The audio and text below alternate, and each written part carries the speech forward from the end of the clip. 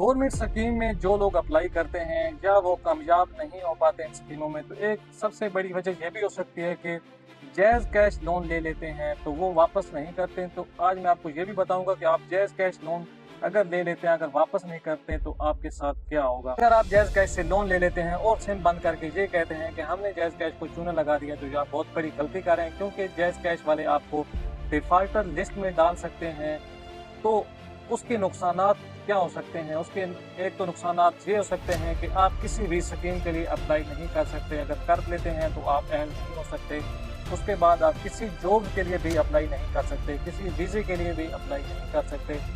तो जिन लोगों ने भी जायज़ कैश से लोन ले लिया है तो वो जल्द अज जल्द जो है वो रिटर्न कराएँ, ताकि वो तमाम आने वाली गवर्नमेंट स्कीम से फ़ायदा उठा सकें।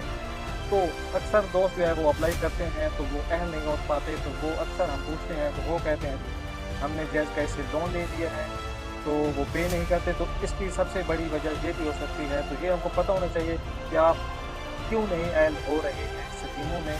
तो अगर आपने भी जायज़ कैश का लोन ले लिया तो आपने जल्द अज जल्द वो जो है वो रिटर्न, अगर आपने 100 रुपये भी जायज़ कैश से ले लिए हैं तो आपको वो डिफ़ाल्टर लिस्ट में डाल सकते हैं, जिसके आपको काफ़ी सारे नुकसानात हो सकते हैं। और इस तरह की इन्फॉर्मेशन वीडियो देखने के लिए आईडी को फॉलो कर लें।